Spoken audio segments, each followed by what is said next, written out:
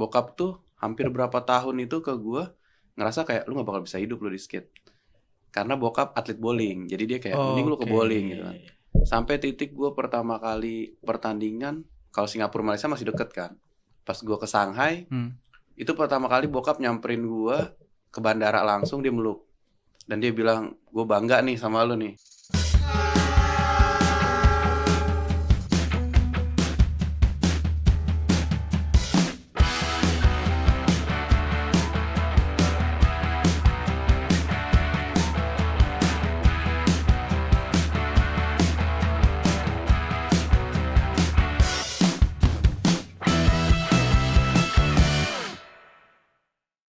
Yo.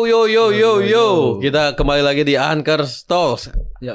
Anak kereta podcast juta cerita. Ntar ada efek hura-hura gitu ya.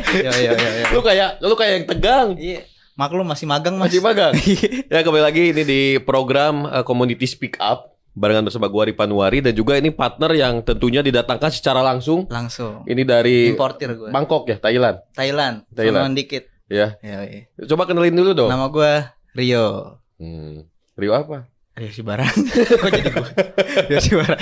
Ya kan biasanya kalau yang ada di sini tuh Vero. Ini kenapa tiba-tiba jadi Kebetulan cowok? saya di sini membantu untuk podcast ini. Karena lu didatangin sebetulnya ini untuk mengimbangi. Paket. Karena gue star kita ini adalah yang berhubungan dengan kebiasaan lu kan, hobi juga kan? Dulu ya. Tapi sekarang masih sih. Sekarang masih. Nah, ini kita akan present tapi nanti dulu. Kita ingatkan kembali juga kepada Journey People semua yang saat ini menyaksikan tayangan ini. Jangan lupa di-subscribe. Gimana caranya subscribe? Caranya subscribe, tekan subscribe di YouTube yang nanti tayang habis podcast ini. Jadi kan ada channel, pinggirnya tuh ada gambar subscribe warna merah, lu klik gitu. Sorry. Jangan lupa juga di-download di Spotify maupun di Noise. Jadi buat para Journey People semuanya. Oke, kita langsung aja. Jangan lupa, sip. Ya, kalau udah lihat di sebelah Rio ini ada papan skateboard, itu artinya bintang tamu hari ini adalah seorang profesional skateboarder and influencer yang banyak movementnya, yes, ya kan? And please welcome Satria VJ. Keren. Yo. Sorry. Oke. Sebelum nanya ke dia gimana nih jadi host cocok? Waduh, cocok. Kepaksa jadi deh. caleg kayaknya. Oh, jadi caleg lu. Jadi caleg ya. Nah, ini di depan kita semua tentunya mungkin kalau anak-anak skateboard di Indonesia pada tahu ya. Betul. Karena beliau ini sudah malang melintang lah. Kalau pemain bola tuh sudah timnas lah kelasnya. Sudah timnas, sudah bebas transfer mungkin. Belum. Sebelum kita bahas ada buku, ada juga skateboard, ada Satria VJ. Sehat ya? Sehat alhamdulillah. Alhamdulillah. Kegiatan ngapain? Sekarang masih bikin konten malah. Konten trip, masih jalanin movement skate juga. Terus aktif di YouTube aja sih masih. YouTube ya. Oh, padat tuh. Padat banget ya. Oke. Tadi perjalanan ke sini berapa lama kira-kira? Kesini setengah jam lebih. Setengah jam ya. Pakai kereta loh dia kesini. Oh, pakai kereta. Iya. Mantap ya. Mantap. Dia menginspirasi banget ya. Yes. Kesini aja harus pakai kereta soalnya. Biar angker banget kan. Angker banget. Karena kalau di lapangan dia anak skate. Oh iya benar. Anak skate. Lu kenapa sih sampai suka skateboard? Suka skateboard terjebak sih sebenarnya. Terjebak nostalgia. Jadi sebenarnya tuh gue seneng banget waktu dulu sekolah SMP tuh kan lagi rame basket, anak band, futsal, cheerleader. Tapi basket sama band tuh waktu itu kayak wah keren gitu kan. Nah pertama karena di musik gue nggak bisa main musik, terus juga ikutan basket terus jarang dikasih main juga, akhirnya gue nggak punya posisi di situ. Sampai akhirnya dulu kan lagi rame rental PlayStation tuh. Nah, main rental PlayStation bola kan. Zaman PS2 berarti. PS1. Zaman bola itu pas main gak punya temen tanding. Akhirnya mainlah games waktu itu Tony Hawk Pro Skater. Tony Hawk Pro Skater. Itu mainan lama banget ya. Lama banget. Karena main games itu tiba-tiba menangin naik levelnya. Ada videonya tuh. Wah, ini kayak skateboard beneran nih. Nah dari situ udah mulai tertarik, akhirnya coba cari komunitasnya, coba main, malah kejebak di situ dan untungnya karena waktu itu skateboard masih dikit banget. Kalau dibawa ke sekolah tuh udah paling keren sendiri jadinya. Betul. Itu yang keren sih. Jadinya kayak nggak apa-apa deh gue nggak jadi anak band, nggak jadi anak basket. Yang penting gue keren di sekolah gitu kan. Iya. Oh, jadi berangkat dari tidak berkecil hati ya? Iya. Berarti dimulai dari SMP tuh ya? SMP kelas 3. Kelas 3. Oke. Berarti di sekolah pun itu nggak ada teman berarti kan? Nggak ada, tapi ngeracunin temen untuk main akhirnya. Ikut dong. Iya, nyobain. Jadi akhirnya pada mau. Jadi waktu itu kayak disuruh buat dilompat-lompatin kayak gitu. Karena dia nggak bisa main, ya udah lu tiduran aja dilompatin kayak gitu. Nah, yang menarik kan mungkin di zaman itu ya, di zaman itu kan untuk yang ke jalur skateboard masih jarang juga kan. Berarti pakai skate punya siapa? Dulu tuh belinya di toko buku di mall. Toko buku, ya karena dia jual gitu kan, cuman nggak bagus lah. Waktu itu beli dari yang kayak gitu sampai akhirnya tahu kalau beli skateboard tuh ada namanya skate shop. Emang kita harus ke toko skateboardnya gitu kan, baru nyari di situ, baru ngerti. Tapi skateboard kan dulu saya main kan tahun 2002 kan. Iya. Itu masih mahal-mahalnya gitu. Nggak ada papan skate lokal, jadi masih tinggi lah. Berapa itu dulu waktu? Dulu aja tuh papan udah 640 ribu. Di 2002 iya. Terus kayak sepatu skateboard tuh 999 ribu. Kan mahal banget gitu buat main skate gitu kan. Tapi kan bisa beli. Nah waktu itu akhirnya beli second sih. Jadi misalkan Rio nih udah beli nih, udah dipakai, terus dia bosan dia beli lagi. Nah gue beli punya dia. Oh. Kayak gitu. Berarti dulu lingkungan lu lumayan banyak yang main skate ya? Pada akhirnya karena terinfluence dari lo. Iya, akhirnya banyak yang main juga sih. Oke.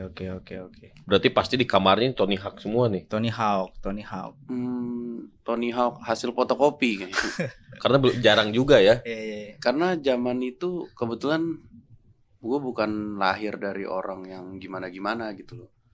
Jadi kadang-kadang ngelihat orang yang wah keren banget papannya. Kalau sekarang kan bisa dibilang hampir sama rata nih. Iya. Orang main skateboard papannya bagus. Zaman dulu tuh bannya kecil lah, bearingnya dari AC.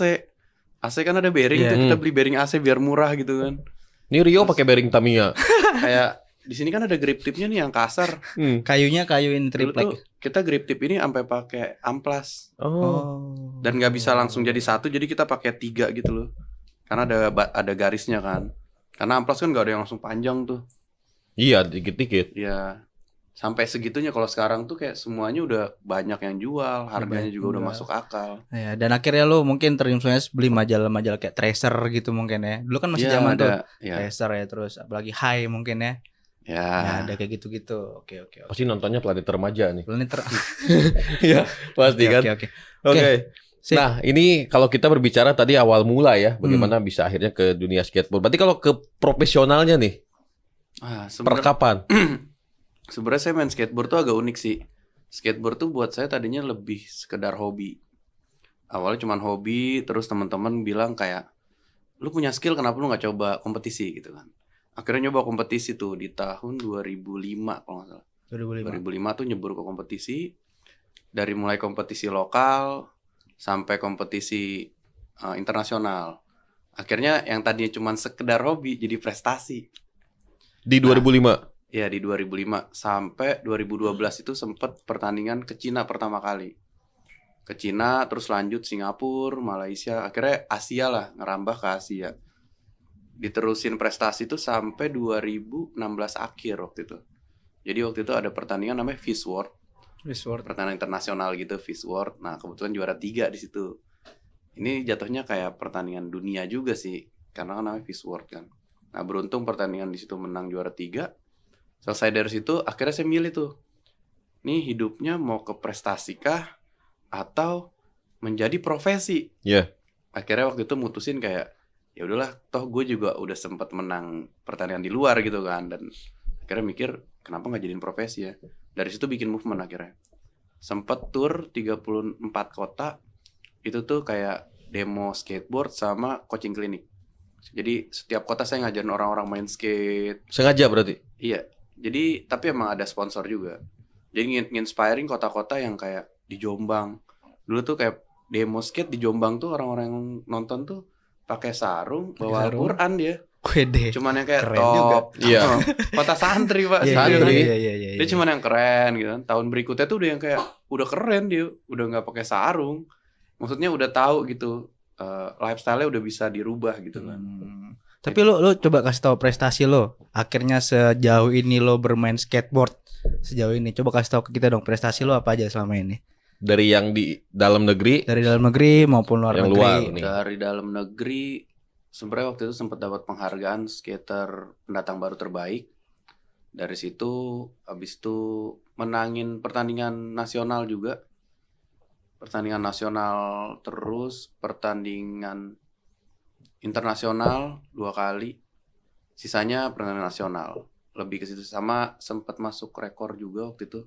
Ikutan mecahin rekor muri buat lompat tertinggi. Lompat tertinggi? Ya. Berapa meter tuh? 1.13. Ngeri. Itu lompatin yang area itu maksudnya? Jadi kayak dari sini nih meja nih langsung dari bawah. Wede, keren. Dulu kebetulan saya megang rekornya. Udah pecah? Udah pecah belum? Belum sih. Belum ada? Belum. Wah, luar biasa. Gue belum tentu bisa kayak gitu, Mas. Iya. Soalnya terakhir saya disuruh mecahin lagi juga nggak pecah. Nggak pecah? Nggak pecah jadi. Makanya kalau mau pecah, kalau naik skateboard bawa telur. Oh, iya benar. Pecah di atas tuh. Pakai plastik. Pakai plastik ya. 1 meter 13. 1 meter 13. Gokil. Itu sekitar 11 papan kalau ditumpuk tuh 11. Itu tahun berapa berarti? Aduh, 2000 berapa ya? 2010 apa 2011? Wih. Itu di atas pinggang dikit lah. Lumayan tinggi tuh. Jadi tahun berikutnya kayak pecahin rekor yang kemarin yuk. Nggak pecah rekornya. Karena kita ditarget ya. Kalau waktu itu enggak kan? Kayaknya kalau waktu itu kan udah coba aja. Nating gitu. tulus ya. Tapi kalau ditarget pengen lebih kadang susah. Benar. Berarti rekor yang dipegang tuh itu ya, Iya, lompatan di 1 meter. Nah, yang menarik tadi kan sempat dibahas dari 2002 mengenal skate. 2005 sudah mulai dapat prestasi, dapat apa? Berarti 3 tahun prosesnya itu ya. 3 tahun. Ini berarti murni otomotif ya? Otodidak. Bingung gitu atau? Gue juga bingung. Oh, bingung. Skateboard sih sebenarnya hampir sama kayak musik sih. Kita dapetin dari tongkrongan lah bisa dibilang. Jadi 3 tahun itu bukan waktu yang sebentar juga, karena emang sempat berantakan juga kayak sekolah segala macam tuh, karena tujuannya kayak gue pengen main skate, mau main skate terus. Nah dari situ akhirnya karena ambisi itu sih, pengen bisa. Makanya udah berani untuk ikutan kompetisi. Mungkin kalau anak sekarang ya setahun juga udah bisa bagus mainnya. Betul. Skateparknya udah ada, YouTube udah ada. Zaman dulu tuh kita kayak gue sendiri kalau mau nonton video skate, dulu tuh di Senayan banyak DVD. banget yang jual CD ya. Tapi yang di putaran Senayan tuh zaman dulu tuh CD-nya tuh udah dibajak berapa kali tuh. Sampai yang bajakan terakhir nggak bisa ditonton. Jadi begitu tonton tuh kayak begitu dia lagi tutorial lompat gitu kayak, aduh agak buram. Ada giliran mau naik berhenti videonya. Itu biasanya bajakan yang paling akhir. Paling akhir tuh biasanya. Paling akhir itu. Bener banget tuh. Kalau sekarang mah modal kuota juga bisa. YouTube aja. Tapi pernah nggak ada yang ini apa namanya mengucilkan mungkin? Apaan sih lu? Emang yakin yang dari jadi apa sih gitu? Emang yakin dari banyak. Justru dulu bahkan awal karir gue main skateboard gue pernah dibakar sama nyokap. Oh iya. Nggak setuju karena ngerasa kayak ya mungkin karena duit juga ya, maksudnya baju sekolah kotor karena main skate kan, kita main di jalan kan, sepatu udah pasti robek, celana lah robek, waktu itu kayak gitu lah.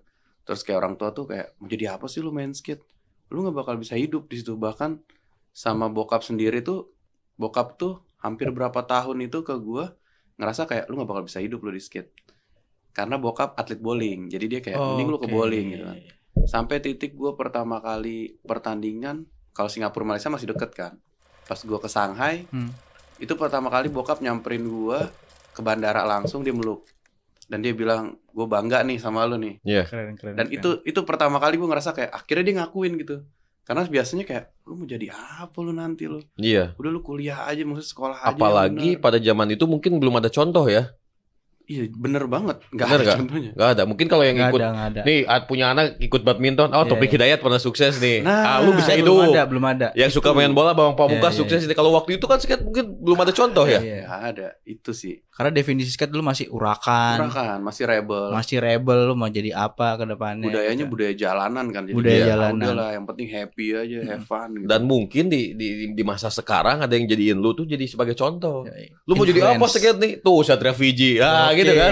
Akhirnya bisa jadi contoh pionir gitu loh. Iya. Tapi kan kalau misalnya skate lo dibakar, salah satu pengalaman pahit mungkin ya. Mungkin ada lagi pengalaman pahit lo saat lo menekuni dunia skate ini kali. Mungkin dari tongkrongan atau cedera dari... pernah cedera? Pasti kalau cedera. Kalau tongkrongan justru tuh dulu nggak bisa lompat. Jadi skateboard gue zaman dulu tuh nggak punya, ini ada concave kan, ada bentuknya lah. Ini buat diinjak buat lompat. Yeah. Dia tuh benar-benar kayak papan setrikaan lurus. Kenapa lurus? Karena gue nggak punya duit buat beli papan yang bagus. Jadi udah dipakai dia berapa tahun, udah habis, udah kekikis. Nah masih ada belokannya dikit, gue nggak bisa lompat. Dan di tongkrongan itu ngerasa kayak kalau gue datang tuh si ayam datang. Ayam kan nggak bisa terbang nih. Jadi kayak si ayam datang suruh ambil alat lah, ambil besi gitu. Ceng-cengan tongkrongan ya. Ceng-cengan tongkrongan. Nah lucunya, gue si ayam ini adalah megang rekor untuk lompat yang paling tinggi jadinya. Nah itu dia. Karena gue nggak punya papan zaman dulu gitu loh. Benar. Karena jadi semua motivasi. Itu tentang pembuktian. Berarti di sini tuh kalau bisa dikatakan kesuksesannya ini bukan karena skill doang, mental. Mental. Di rumah juga sama ayah, sama mamah juga udah ini, terus di tongkrongan. Artinya ini mungkin buat journey people semuanya yang punya cita-cita di satu bidang, betul, tapi tidak ada dukungan dari keluarga dari ini. Itu jadi challenge. Kalau nyelam jangan di tengah. Ya. Sampai dalam. Jadi sampai dalam sampai selesai. Jadi gimana akhirnya hinaan itu menjadi sebuah tepuk tangan. Tepuk tangan dulu kalau gitu. Cakep lu. Keren lu dia. Keren. Lu yang keren gua enggak. Ya emang lu mah enggak usah lah, enggak usah keren-keren. Iya, udah. Nah, akhirnya bisa sampai yang tadinya dikatakan tidak bisa terbang. Bahkan bukan hanya diri yang terbang, tapi karirnya juga terbang. Lu ya. Apalagi nih mungkin pengalaman ketika katakanlah di nasional sudah ya, bisa sampai ke luar negeri itu gimana awalnya? Ke luar negeri tuh waktu itu ada seleksi juga sih. Jadi kayak ada pertandingan yang bagus di mana orang-orang yang terpilih ini bisa wakil Indonesia lah waktu itu. Dan kebetulan saya kepilih waktu itu ke sana. Satu orang cuma lu doang atau? Ada 3 orang loh. Siapa aja tuh? Dulu tuh Tommy, aduh lupa, ada 3 orang. Ada 3 orang ya. Itu 2012 soalnya. Itu pertama kali ngelihat yang kayak wah naik pesawat jauh juga ya, lama ya nyampenya yang kayak gitu-gitu. Terus seneng lah. Karena bener-bener yang kayak gitu tuh ngerasa. Jadi pertama kali gue nginjak Asia itu langsung ke Cina. Dari situ baru Singapura, Malaysia, Thailand, baru yang kayak gitu. Kan biasanya orang tuh yang deket dulu ya Malaysia gitu. Nah dari situ, dan waktu itu pun dapat undangan ke Malaysia untuk interview majalah. Karena banyak banget di sana tuh nggak sebagus di Indo lah. Itu yang kayak gitu-gitu sih. Sebenarnya sih seru sih. Kalau gue ngelihatnya jatuhnya kan udah 20 tahun main skate gitu. Yeah. Kebanyakan itu orang cuman ngejadiin hobi itu sekedar hobi gitu. Padahal kalau ditekunin dari hobi bisa jadi prestasi, bisa jadi profesi gitu. Iya, betul. Dan kenapa gue masih semangat di skate tuh, gue pengen nunjukin ke orang-orang zaman dulu atau orang yang memandang skateboard sebelah mata, kalau sebenarnya hobi yang lu tekunin dengan serius bisa jadi sesuatu ya. Dan gue adalah pembuktiannya gitu sih sebenarnya. Iya. Luar biasa. Tepuk tangan lagi sekali lagi. Kita banyak loh tepuk tangannya. Tapi gini, setelah lo keluar negeri, lo ngelihat banyak event yang ada di luar negeri, banyak orang-orang keren di luar negeri main skate. Pas lo pulang ke Jakarta, movement apa yang lo buat akhirnya? Karena lo terinfluence dari luar negeri. Pasti kan ada beberapa catatan kan di luar negeri. Oh ini kalau gua bikin di Indonesia bagus nih. Udah ada yang jalan. Lebih ke kalau di luar itu lebih ke waktu itu kan kita skatepark kita kan nggak mumpuni. Betul. Jadi lucunya tuh di sini tuh kecil-kecil. Skatepark paling gede di Indo gitu. Itu tuh mungkin setengahnya mereka. Jadi pas kita lomba di luar negeri tuh kita kayak waduh, ini kok obstacle-nya tinggi ya. Sedangkan kita nggak pernah yang kayak gitu. Akhirnya bisa dibilang kesini tuh makin kesini skatepark tuh udah mulai internasional dibikin di Indo. Udah mulai bagus lah. Terus juga kayak penilaian, penjurian yang bener kayak gimana. Terus event yang bagusnya kayak gimana, itu yang dicoba ditarik ke Indo sih. Setelah melihat yang dari yang di luar ya.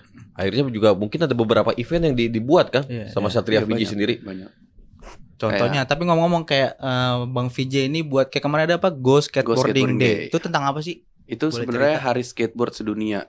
Itu kita ngerayain tiap tanggal 21 Juni. 21 Juni. Nah, 21 Juni itu sebenarnya Go Skateboarding Day itu dibikin sebagai campaign untuk memperkenalkan skateboard sih. Karena zaman dulu skateboard rebel banget nih.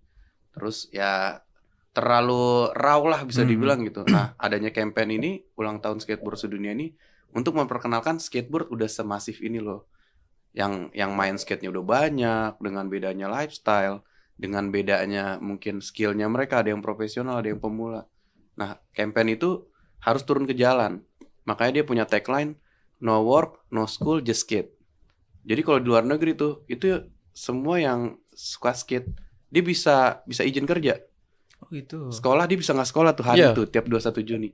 Karena itu jadi kayak tagline gitu loh. Itu izin kerja pakai surat gak? Kayaknya kabur aja kabur. Ya kalau lu mau pakai surat dispensasi. Soalnya kalau sih pakai surat. Kerennya kalau brand-brand skate-nya mereka tutup di 21 Juni. Oh. Jadi mereka nggak jualan sebagai memperingati itunya. Dan Indonesia itu mulai di ini ya. Mulai diperkenalkan lagi ya. Di tahun 2021 kemarin pertama kali atau sebelumnya udah kemarin ada? Kalau 2020 saya bikin karena masih pandemi. Oke. Waktu itu kita bikin skate peduli COVID. Jadi kita sempat ngumpulin 6.000 masker karena zaman itu masker lagi susah banget. Susah. Jadi ngumpulin masker yang kita bagiin di jalan-jalan. Movementnya waktu itu 2021 kita nggak bikin karena lagi puncaknya COVID. 2022 kemarin kita bikin di Blok M itu sekitar 3.700 orang. Kita sampai nutup Jalan Melawai sampai Grand Blok M itu.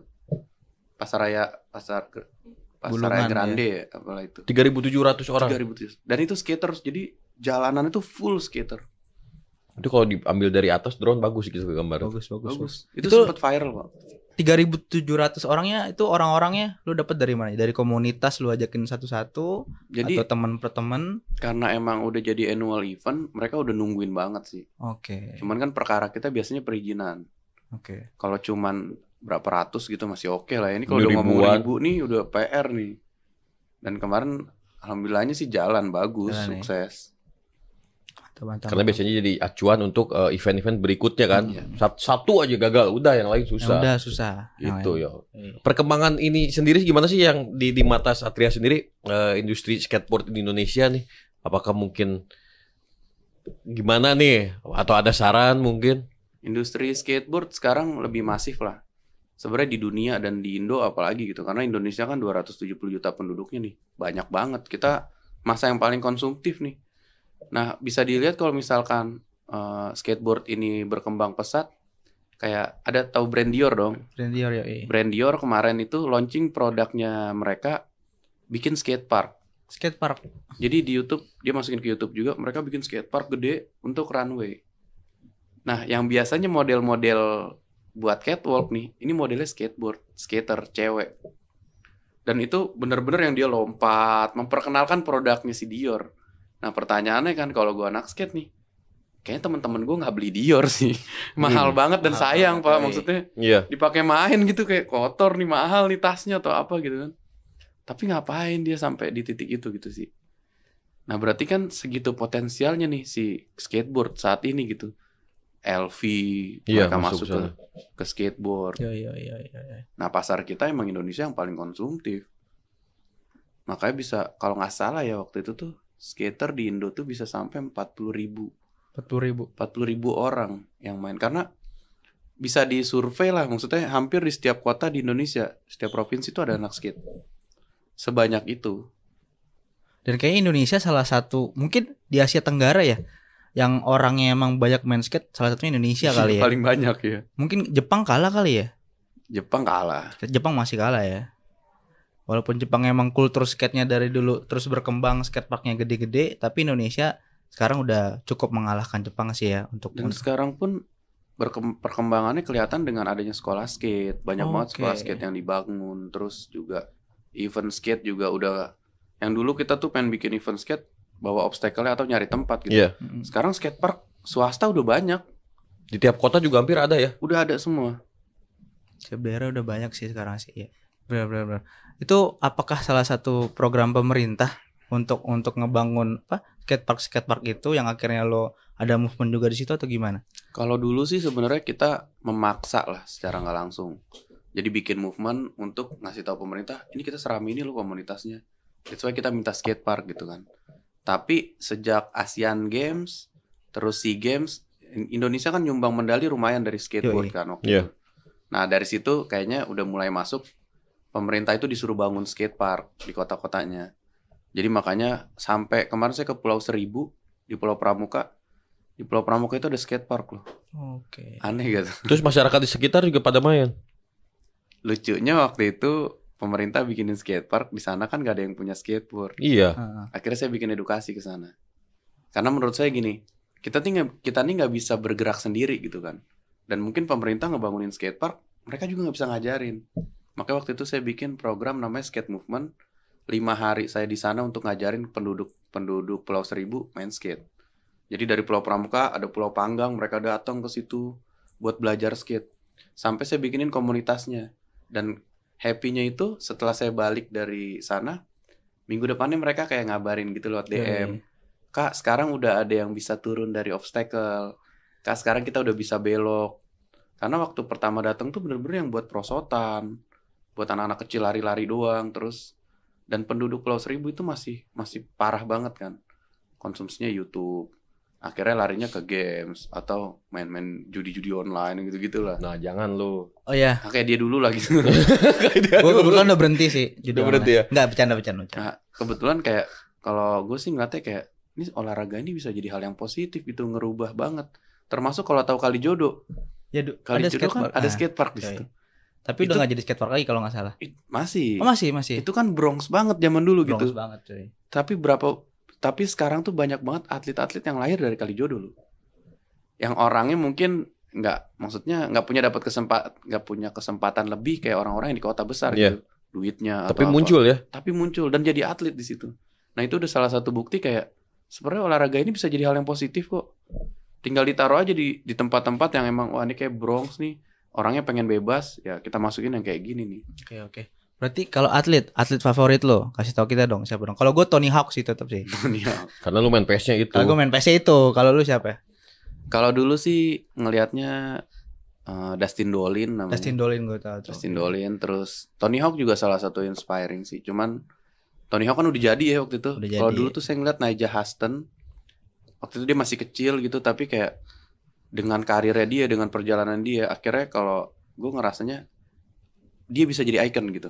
Nah itu yang susah kan. Kalau kita cuman terkenal di komunitas tuh kayaknya gampang lah, tinggal ikutin semua kompetisi, nongkrong dimanapun gitu kan. Tapi untuk bawa ke umum nih itu yang susah. Dan itu yang gue lihat waktu itu di dia kayak wah dia bisa lo nge-represent si skateboarding nih. Siap. Kalau Indo dulu skateboarder dulu mungkin Reno Pratama. Reno tetap benar. Ya. Lu siapa? Gue Reno sih kalau di Indonesia sih sama Bang VJ sih. Gue juga VJ. Yo. Gue juga ini. Kenapa dia? Karena dia selain skateboarders bisa bikin buku juga. Oh iya benar. Jarang nih. Coba sini lihat. Yo. Nih ya. Jadi Journey People kita lihat ini ada autobiografinya ya. Nih mantap. Ini kapan bikin? Ini bikin 2019. Harusnya rilis tuh 2020 bulan Maret. Pas pandemi banget tuh. Hari Minggu rilis, hari Jumat diumumin lockdown. Akhirnya hilang lah tuh. Tadinya gue tahu nih pasti arahnya ini ketika lu movement langsung perkenalin ini gitu kan. Tapi ini kebetulan pas mau ngenalin buku ini sampai waktu itu sewa tempat di FX. Jadi emang kita ngundang media, ngundang pers buat preskon. Apesnya itu harusnya Jumat diumumin, Minggu acara saya. Tahan 1 tahun, kirain kan pandemi 3 bulan 4 bulan kan. Setahun, 2 tahun nih kelamaan nih. Akhirnya tahun kedua kayak udah deh munculin aja deh. Kemarin sempat dijual gitu di marketplace. Sekarang masih? Udah habis. Sekarang udah lebih kayak buat kayak promosi ke teman-teman, ngenalin skate lah. Ada rencana bikin buku kedua? Kebetulan kan pandemi udah nggak ada lagi nih. Apa lo mau buat buku sebenarnya kedua? Sih pengen bikin short movie-nya sih. Short movie ya. Soalnya di buku ini sebenarnya kan banyak banget orang ngerasa kayak ngapain sih lu skater bikin buku gitu. Lu main skate aja gitu. Nah itu yang kayak menurut gue di Indo itu, nggak tahu ya seluruh dunia atau di Indo doang, kayak kita tuh banyak banget kurang edukasi gitu. Kurang edukasi, kurang informasi. That's why kayak misalkan kalau lu nggak pada tahu skateboard, gue tuh harus kayak skateboard tuh bisa menghasilkan duit gitu. Dan lu kayak masa sih? Karena kita nggak saling segitunya gitu, nggak ada edukasi tentang itu. Bahkan turun temurunnya nggak ada. Nah, gue berharapnya dengan adanya buku ini jadi jurnal. Ini gue bisa jadi sosok di titik ini loh. Dengan perjalanan mungkin sekitar hampir 20 tahun. 20 tahun. Mungkin anak-anak yang sekarang 5 tahun, 6 tahun bisa lebih dari gue. Harapannya sih ke situ sih, jadi legacy. Ini 2002 sampai sekarang berarti benar 20 tahun. 20 tahun. Berarti cerita-cerita yang barusan dijabarkan tuh ada di sini kan? Ada. Kebanyakan kan orang mikirnya kayak si VJ mah karena anak orang kaya nih atau apa sukses lah. sebenarnya di situ gue bener-bener yang gue masih punya foto gue tuh awal main skate, kayak gue beli papannya juga yang jelek di radio dalam ya. Tahu dia. Ya tahu gue dulu. Waktu juara pakai ini papannya? Bukan, tapi iya sama scratch. Ini kebetulan akhirnya gue bisnis skateboard. Oke. Sekarang tuh.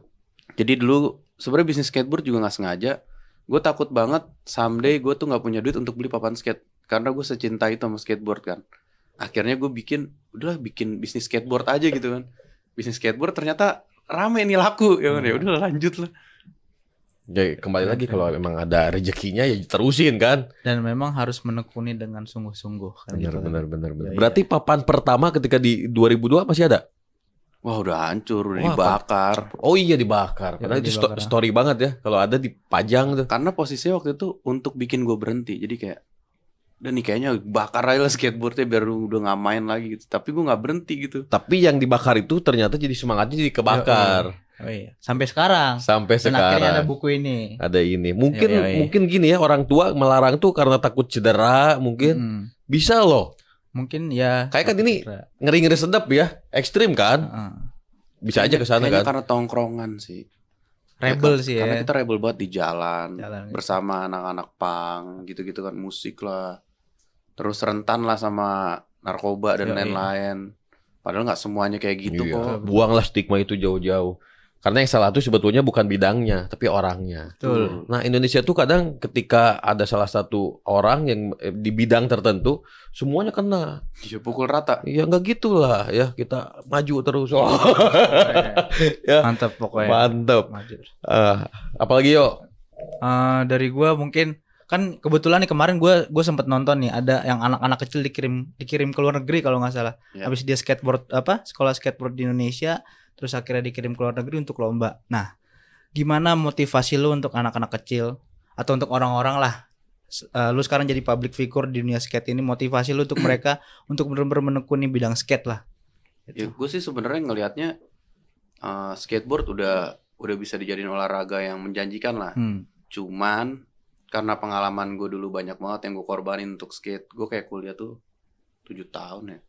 Hampir 7 tahun baru lulus gitu. Kayak gue ngerasa kayak tetap sih, maksud gue apalagi sekarang kan makin ke bawah nih yang main skate anak kecil yang jago-jago gitu ya. Betul. Maksud gue beresin sekolahnya dulu, rapihin lah, karena pendidikan penting. Pendidikan akan ngerubah attitude gitu kan. Yang gue lihat banyak banget sekarang tuh bagus, skillnya bagus tapi attitude-nya kurang. Jadi dia nggak punya etika gimana cara dia di lingkungan untuk adaptasi hal-hal itu sih.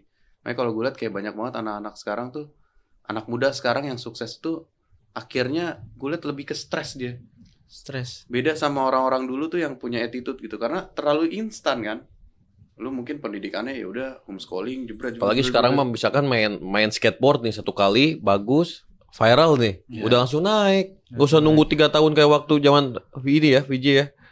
Makanya sih kayak kalau harapan sih tetap sih pendidikan diberesin. Terus juga udah berpikir kayak atlet itu kan bukan jaminan kan. Banyak banget contoh-contoh sekarang. Berapa banyak sih atlet yang bisa bertahan pada akhirnya gitu. Untungnya sekarang, dunia sekarang digital tinggi. Bisa jadi influencer, bisa jadi content creator. Jadi banyak yang bisa dimainin. Jadi jangan cuman kayak lu jadi atlet kacamata kuda gitu. Udah atlet latihan terus kayak gitu sih. Bisa dikembangin mungkin nanti lari ke bisnisnya.